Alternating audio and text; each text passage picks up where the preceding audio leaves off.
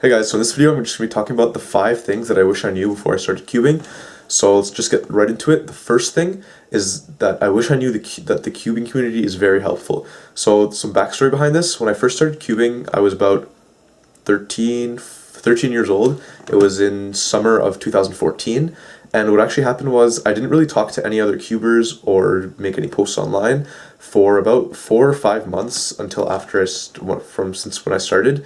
So I started in about July 2014, and I think I was completely isolated until about November of that year when I decided to join speed solving. And basically from then, I was all on my own in those first 4 months, trying to learn Rue, trying to get faster. And then once I joined the speed solving forums, I realized that there's like a Rue thread, and we can all help each other. And then I got a lot of help from faster solvers like Kevin Tanktartharcool or Guru on YouTube.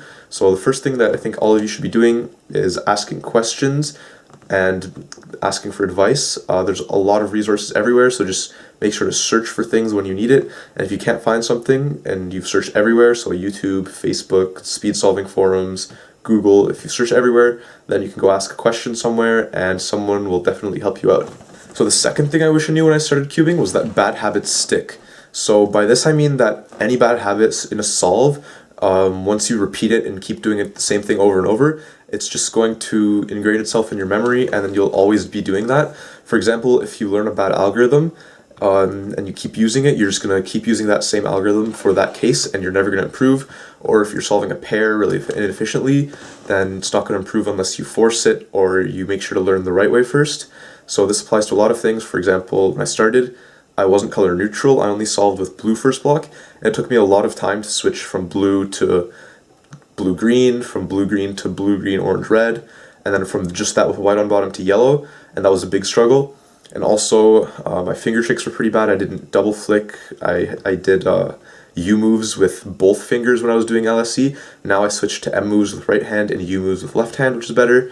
Also for one-handed, when I learned, I didn't do double flick M2s, so now I'm learning that. I didn't learn how to do kind of this double flick IO thing where you do a U-tube in one fluid motion. So these things are still hurting me even today. So I suggest learning the best algorithms, the best color neutrality, the best pair solutions, best finger tricks from the get-go, and you'll be in a better position to succeed. So now, the third thing I wish I knew when I started cubing is that specialization is key. What I mean by this is that if you want to be good in an event or a group of events, you have to just practice those and spend most of your time on that. So when I started, I basically only did 3x3 for a while because I thought it was the only important event, which, I mean, it is the most important event because if you win a competition, if you win 3x3 at the competition, you win the competition. But after about 4 or 5 months, I tried spreading to different events. So I got into one-handed, 2x2, 4x4, 3-blind, FMC, Pyraminx, Cube. So I was trying to balance solving 8 different events at the same time. And this didn't really work. I tried it for a few months, but I found that I wasn't really improving in anything. So after that point, I decided to specialize in 3x3 and one-handed and 2x2. But then I gave up 2x2 and I gave up 3-blind as well. And I practiced some 4x4, but gave that up. So then I was left with 3x3 and one-handed, and basically that's what I've been doing for the last 2 years. Now recently, since I'm pretty good now at 3x3 and one-handed, I've decided to bring the 4x4 and blind practice back. So if you want to get good at certain events, I don't recommend solving like 8 different events at the same time. Pick 2 or 3 to get good at and stick with those until you're good. Then if you're satisfied with your speed in those few, then you can move on and go to a different set of events. Now, the fourth thing I wish I knew when I started cubing is that hardware is overrated.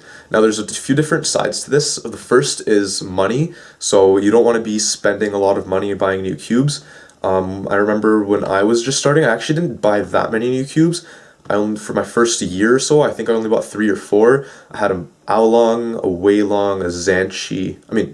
Guhong, Weilong, Aolong, and another Weilong, something like that. And I think I used those few cubes as my mains for a while. I think I used the Weilong for a year and a half. So I wasn't that caught up in all of the new cubes that were coming out. But what I did do is watch a lot of reviews and unboxings, and I actually think this is quite a big waste of time because you're not really learning anything new by watching those videos.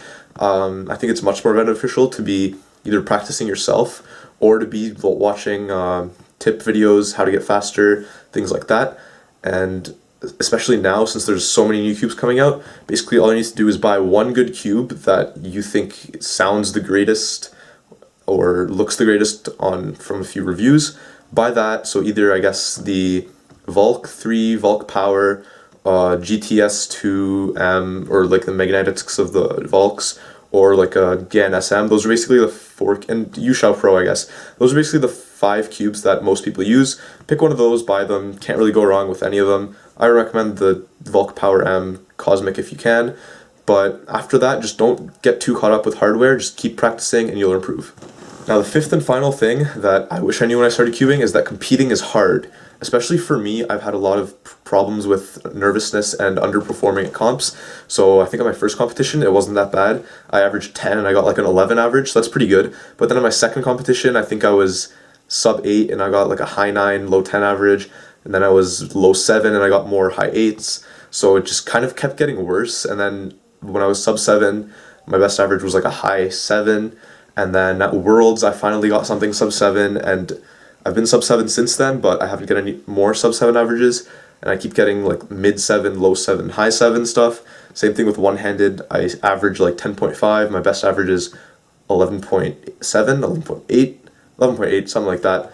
So competing is hard. I just have to go to more competitions. I think the one mistake I made was not competing for like a year and a half since I started cubing. So my recommendation to you guys would be, as soon as you can, go to a competition. Even if you average like 30, 40, 50 seconds, just go try it out. You'll get used to the environment, you'll meet lots of new people, they'll be able to help you out, and it's just a good way to get used to competing and to meet new people. Thanks for watching, hopefully you enjoyed the video. Hopefully you like this style of video. Maybe I'll do more kind of weekly discussions like this. It's pretty easy to do. I can just pick a topic and talk about it with you guys. So leave your thoughts down below. Thanks for watching.